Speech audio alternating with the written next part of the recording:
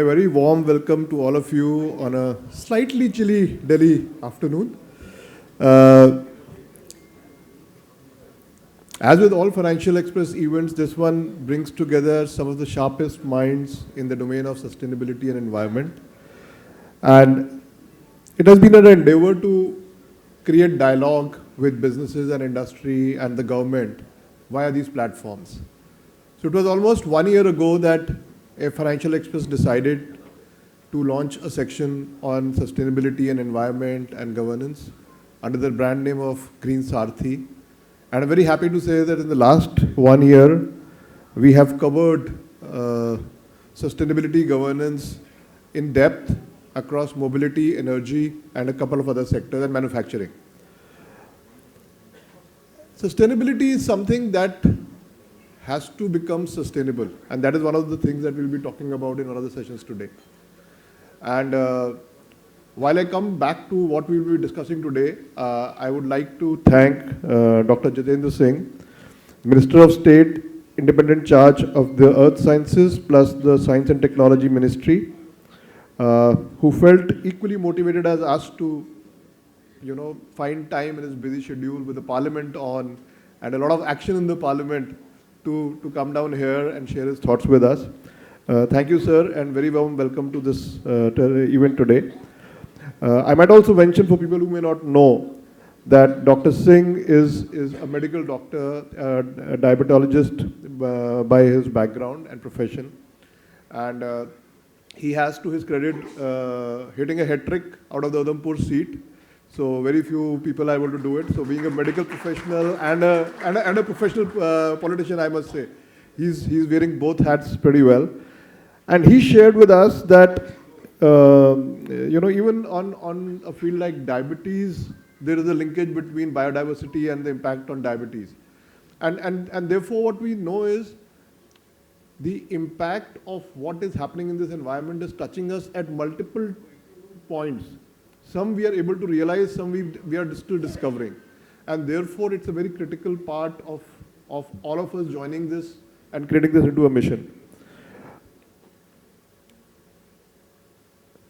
The government has already set in motion several initiatives like the Mission Life for Lifestyle or for Environment, which was launched by the Prime Minister himself.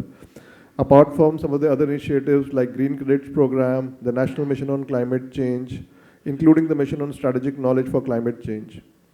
And the efforts, as we learn now, are to turn this into a movement for mass participation. So there's one end where the business side of things, where we have brought in guidelines and norms for the corporates to imbibe sustainability.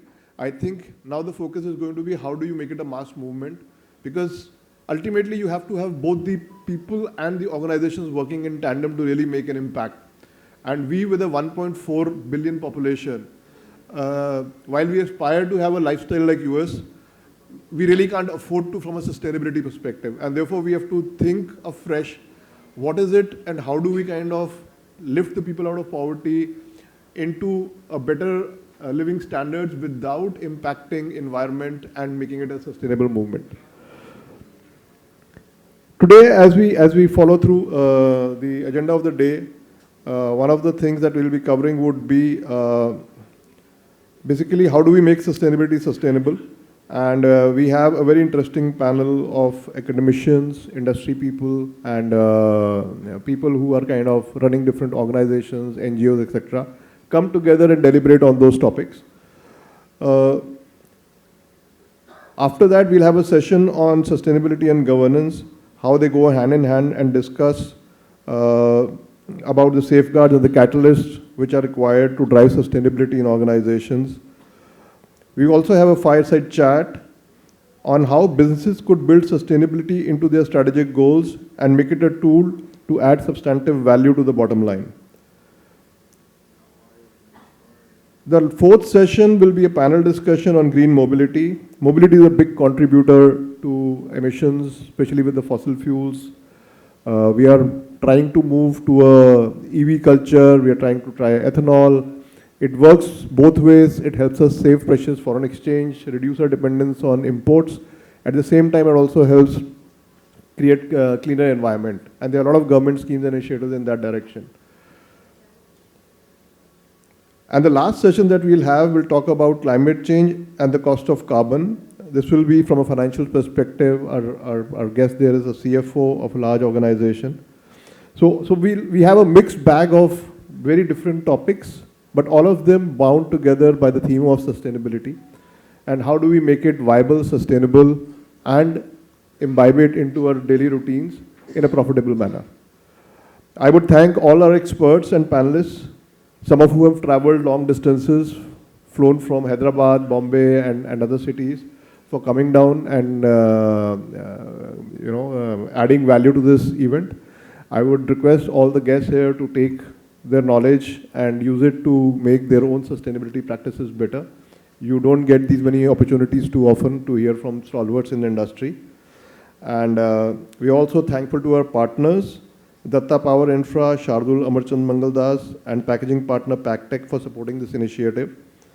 We will conclude the evening by felicitating companies which have done some commendable work in the area of sustainability.